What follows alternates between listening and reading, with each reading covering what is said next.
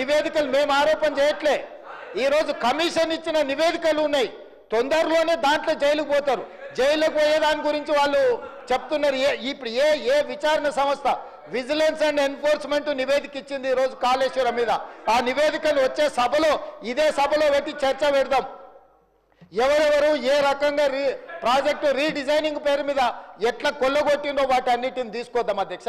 ఇవాళ వీళ్ళు ఎంతసేపు ఉన్నా మేము అబద్ధాలని చెప్తాం. ఆనాడు 2013 భూసేకరణ చట్టం ఉంటే దాన్ని కాదని జీవో నెంబర్ 123 అని కొత్త రాజ్యాంగం కనిపెట్టి బయింగ్ అండ్ సెల్లింగ్ ప్రాసెస్లో ఒక నోడల్ ఆఫీసర్ని పెట్టాం, డబ్బులు ఇస్తాం, భూములు గుంజుకుంటాం అని చెప్తే కోర్టు కొట్టేయలేదా? కోర్టు మిమ్మల్ని తిట్టలేదా? ఎన్ని నోటిఫికేషన్లను రద్దు చేసింది? ఈరోజు బలవంతంగా రైతుల భూములను గుంజుకున్నది మీరు. ఒకటే మాట మేము ఏం చెప్పినాము?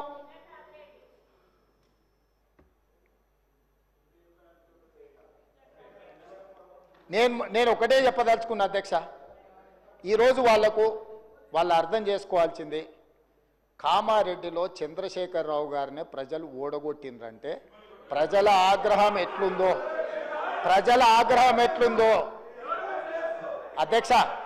నాకు ఓటమి మొదటిసారి కాదు, నేను ఓడినా గెలిచినా.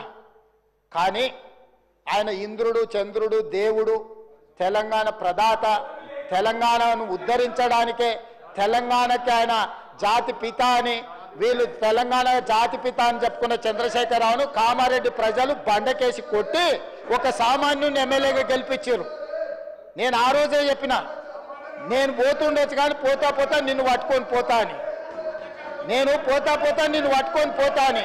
సో కామారెడ్డిలో ఓడగొట్టిన ప్రజలు తిరస్కరించిన ఎందుకు ఇంకా బుకాయించాలనుకుంటున్నారు అధ్యక్ష? ఎందుకు బుకాయిస్తున్నారు? ఇప్పటికైనా నేను చెప్తున్నా అధ్యక్ష, మూసీ ప్రాజెక్టును కట్టాలన్నా వద్దా మీరు చెప్పండి. మెట్రో రైళ్లు విస్తరించాలన్నా వద్దా మీరు చెప్పండి. రేడియల్ రోడ్స్ వేయాలన్నా వద్దా చెప్పండి. రీజనల్ రింగ్ రోడ్డును నిర్మించాలన్నా వద్దా మీరు చెప్పండి. హైదరాబాద్ నగరానికి గోదావరి జలాలను తరలించాలన్నా లేదా మీరు చెప్పండి. తెలంగాణ రాష్ట్రానికి మీరు పెట్టుబడులను తేవాలంటున్నారా వద్దంటున్నారా చెప్పండి. ఈరోజు ప్రపంచంలోనే అత్యధికంగా ఇన్ఫోసిస్ సంస్థ హైదరాబాద్లో అత్యధికంగా జాబులు ఉన్నాయి. మేము వచ్చినాక ఇన్ఫోసిస్ విస్తరించినాం, విప్రో విస్తరించినాం. మేము వచ్చినాక కాగ్నిజెంట్ను విస్తరించిపించినాం. ఆమ్జన్ బయోటెక్ కంపెనీ అమెరికాలో ఉండి ఫస్ట్ టైం హైదరాబాద్లో పెట్టుబడులు తీసుకొచ్చినాం. ఆయన 10 ఏళ్ళు మంత్రిగా ఉంటే 20,000 కోట్లు తెచ్చిండు దావోస్లో పోయి. నేను 10 నెలల్లో ఒక్క సంవత్సరం తిరిగే లోపల 2,20,000 కోట్లు పెట్టుబడులు తెచ్చిన. ఇది నా సమర్థత. ఆయన ఏమనుకుంటాడంటే గుంటూరులో చదివిన తెలివితేటలు ఈడ పనికొస్తాయనుకుంటాడు. అధ్యక్ష, ఇంగ్లీష్ అనేది నాలెడ్జ్ కాదు. 4 ఇంగ్లీష్ ముక్కలు ఆయనకు రావచ్చు, నేను 4 ఇంగ్లీష్ ముక్కలు కానీ ఈ ప్రపంచంలో చైనాలో ఉండేవాడికి ఇంగ్లీష్ రాదు, జపాన్లో ఉండేవాడికి ఇంగ్లీష్ రాదు, జర్మన్లో ఉండేవాడికి ఇంగ్లీష్ రాదు. కానీ ఈరోజు చైనా, జపాన్, జర్మన్ ప్రపంచాన్ని శాసిస్తుంది అధ్యక్ష. 4 ఇంగ్లీష్ ముక్కలు వస్తే ఒకవేళ హోటల్లో పనిచేయడానికి, ఆర్డర్స్ తీసుకోవడానికి పనికొస్తుండొచ్చు అధ్యక్ష. బట్ట షాప్లో బట్టల అమ్మనికి పనికొస్తుండొచ్చు. గుంటూరులో చదివిన తెలివితేటలన్నీ మా దగ్గర వచ్చి చూపించొద్దు అధ్యక్ష. మేము గవర్నమెంట్ స్కూల్లో చదివి వచ్చినాం, మేము గుంటూరులో చదవలే. మా తెలుగు మీడియం అధ్యక్ష, తెలుగు మీడియము గ్రామీణ ప్రాంతాలలో గవర్నమెంట్ స్కూల్లో చదువుకొని వచ్చినాం అధ్యక్ష. మేము గుంటూరులో పోయి చదువుకొని రాలే, ఆ తర్వాత పూనా పోలే, ఆ తర్వాత విదేశాలు తిరగనిక పోలే. మేము ఇక్కడనే పుట్టినాం, ఇక్కడనే పెరిగినాం, ఇక్కడనే చదువుకున్నాం.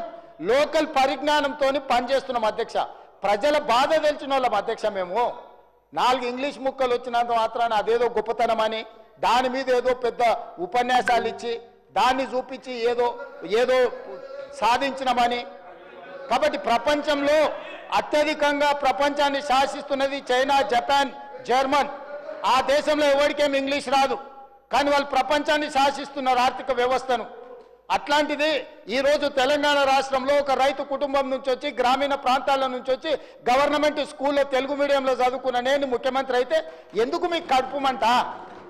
ఏందా బాధ? అసలు కళ్ళల్లో నిప్పులు పోసుకుంటారు అధ్యక్ష. నేను కనిపించగానే ఆయననే చూడనికనే వస్తలేడు, చూస్తే అదేదో పాపమైంది అన్నట్టు. కాబట్టి ఇప్పటికైనా దయచేసి ఈ 5 ఏళ్ళు కాదు, వచ్చే 5 ఏళ్ళు కూడా ఈ 5 ఏళ్ళు కాదు, వచ్చే 5 ఏళ్ళు కూడా మేమే ఉంటాము. మీరు అక్కడ ఉండాలనుకుంటే సలహాలు ఇవ్వండి. పెద్ద ఆయన మీకు కుర్చీ ఇయ్యాడు. నేను మళ్ళీ కూడా చెప్తున్నా, పెద్ద ఆయన గురించి నీకెంత తెలుసో తెలియదు కానీ నాకు చాలా తెలుసు. వెనకటికి నీకు కూడా చెప్పిన, నువ్వు ఆశించకని. ఇప్పుడు కూడా నేను చెప్తున్నా, పాపం ఉండనియండి, పెద్ద మనిషి తెలంగాణ కోసం కొట్లాడిండి అని మీరే చెప్తారు. ఆయన కుర్చీ మీద కన్నేస్తారు మీరు ఇద్దరు కలిసి. ఎందుకు ఆయన మీద పగబట్టారు? కుటుంబంలో పెద్ద దిక్కు ఒక ఆయన ఉండాలి. పెద్ద దిక్కు ఉంటేనే గౌరవం ఉంటుంది. పెద్ద ఆయనను కూడా ఖతం చేసి కుర్చీలో కూర్చోవాలనే స్కీమ్లు వేయకండి. ఇంతకుముందే నేను కాగితం తెచ్చిస్తే ఏందో అనుకున్నా, మా వాళ్ళు చెప్తున్నారు, గతంలో నేపాల్ యువరాజు దీపేంద్ర తన కుటుంబంలోని 8 మందిని AK-47 పెట్టి కాల్ చేసిందట, పదవి ఇయ్యలేదని. నేపాల్ రాజు వాళ్ళ పిల్లగాడు కుటుంబంలో పదవులు ఇస్తలేరని రాత్రి డిన్నర్కి పిలిచి AK-47 పెట్టి ఇంట్లో వాళ్ళందరినీ AK-47 పెట్టి కాల్ చేసిండట. అట్లాంటి పరిస్థితులు తెలంగాణలో రాకుండా చూడండి అధ్యక్ష. వారికి చెప్పండి, వారు చదువుకుంటే చదువుకున్నారు, గుంటూరు తెలివితేటలు ఉంటే ఉన్నాయి, అవి ఉపయోగించి తెలంగాణకి ఏమైనా ప్రయోజనం చేకూర్చేటట్టు చెప్పమని చెప్పుండ్రు అధ్యక్ష. కేటీఆర్ గారు సార్ ఒక్క 5 నిమిషాలు క్లోజ్ చేసి. ఎందుకు సార్ కూర్చుంటానండి. మీ వాళ్ళదే బాగా ఇనసొంపు ఉంది కదా, కూర్చుంటాను. మీరు కూర్చోమంటే కూర్చుంటాను. అసలు మీ టైం అయిపోయింది. 2 గంటలు వాళ్ళని మాట్లాడించి ఎట్లా సార్ ఇది? కూర్చుంటానండి సార్. ఎట్లా సార్? మీరు ఒక కమ్యూనిస్ట్ యోధుడు, తెలంగాణ కోసం నిరాహార దీక్ష చేసిన కొత్తగూడెం బిడ్డ మీరు. మీరు అట్లాంటిది మీరు కూడా మమ్మల్ని ఇట్లా గొంతు నొక్కితే ఎట్లా సార్? ముఖ్యమంత్రి గారు అంత ఫ్రస్ట్రేషన్ లో, అంత ఆవేశంలో, అంత ఆవేశం, అంత అయ్యో పదవిలోకి వచ్చిన తర్వాత కూడా ఇంత ఫ్రస్ట్రేషన్ నా జీవితంలో ఎవరిలో చూడలేదు సార్ నేను.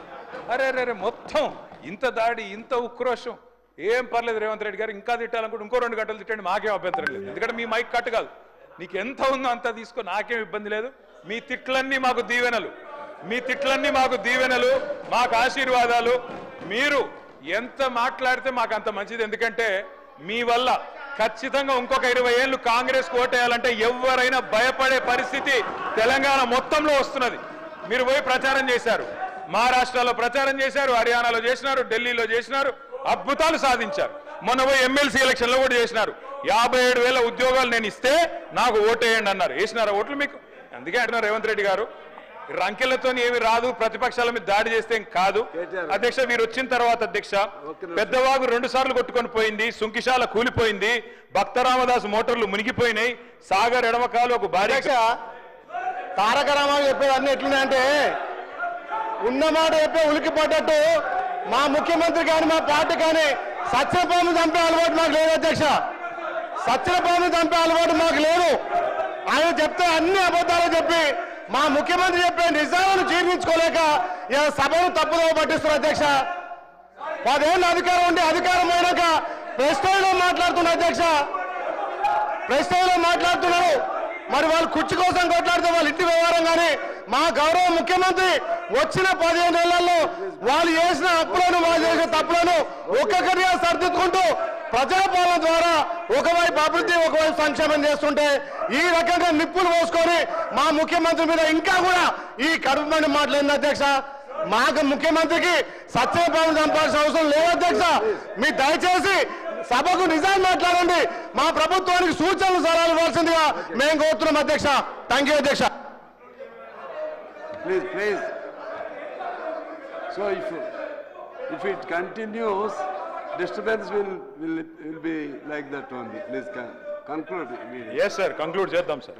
ముఖ్యమంత్రి గారికి ఏదో AK-47 గురించి చెప్పారు అధ్యక్ష, ఏదో ఎవరో కాల్చి చంపారంట అధ్యక్ష. AK-47 గురించి, తుపాకుల గురించి ఆయనకు తెలిసినంత మాకు తెలియదు సార్. ఎందుకంటే తెలంగాణ ప్రజల మీదకి ఉద్యమంలో ఆనాడు తుపాకీ తీసుకొని పోయిన రైఫిల్ రెడ్డి ఈయన అధ్యక్ష. ఇంకోటి అధ్యక్ష, అవును అధ్యక్ష, కరెక్ట్. ఎవరిని చంపే అధికారం లాక్కున్నారు అధ్యక్ష? అక్కడ పాపం పాత కాంగ్రెస్ వాళ్ళందరినీ ఖతం చేసి ఆయన అక్కడ పదవి లాక్కొని ఇలా మమ్మల్ని అంటే ఎట్లా అధ్యక్ష? అధ్యక్ష, ఇంకోటి విచిత్రంగా అనిపించింది అధ్యక్ష నాకు ఇప్పుడు ఆయన మాట్లాడుతుంటే. తెలంగాణ రైజింగ్ అంట. దేనికి అధ్యక్ష రైజింగ్? ఏదో అట్టర్ఫ్లాప్ సినిమాకు అట్టహాసంగా 100వ దినోత్సవం చేసినట్టు విఫల పాలనకు విజయోత్సవాలు నిర్వహించారు అధ్యక్ష. వీళ్ళంతా కూడా ఏంది అధ్యక్ష వీళ్ళు చేసింది? ఏది 1 ఇయర్ అయిపోయిందట. ఏం చేశారు 1 ఇయర్లో? 6 గ్యారెంటీలు అమలు చేశారా? తులం బంగారం ఇచ్చారా? రైతు బంద్ చేసినారా? రుణమాఫీ చేసినారా? నేను అందుకే అడుగుతా ఉన్నా అధ్యక్ష. Yes, Telangana is rising. ఎందులో రైజింగ్ అధ్యక్ష? కొన్నిట్లో మాత్రం రైజింగ్. అప్పుల్లో రైజింగ్, అబద్ధాల్లో రైజింగ్, క్రైమ్ రేట్లో రైజింగ్, అన్నదాతల ఆత్మహత్యల్లో రైజింగ్, నేతన్నల బలవన్మరణాల్లో రైజింగ్, అబద్ధాలు బూతులు. ఎస్, తెలంగాణ జాతిపిత వీళ్ళెవ్వరు ఏమనుకున్నా ఖచ్చితంగా కేసీఆరే. తెలంగాణ బూతు పిత రేవంత్ రెడ్డి గారు అవుతారు. బూతు పితగానే ఆయన మిగిలిపోతాడు భవిష్యత్తులో. అధ్యక్ష కేటీఆర్ గారు ప్లీజ్ ఇంకా 5 మాట్లాడాలి, రిప్లై ఇవ్వాలి, మరలా వాళ్ళు కౌన్సిల్కి వెళ్ళాలి.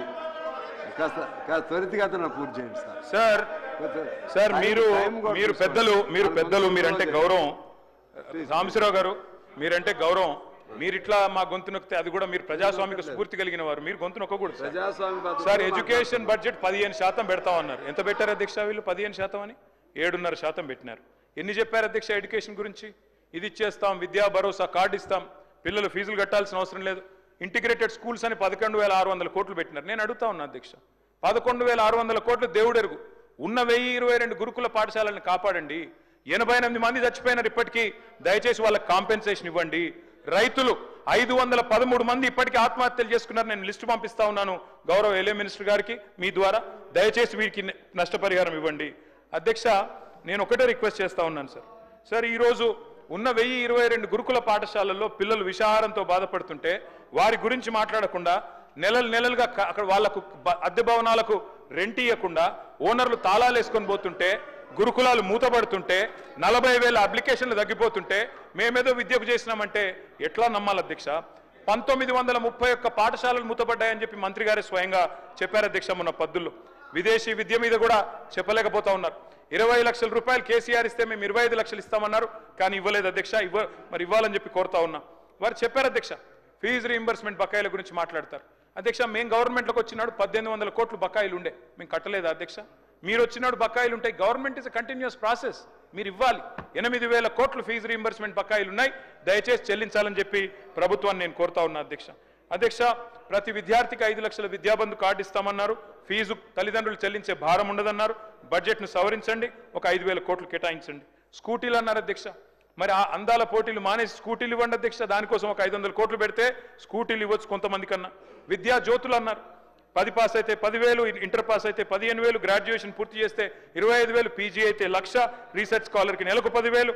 అదేవిధంగా ఇంకా చాలా చెప్పారు అధ్యక్ష.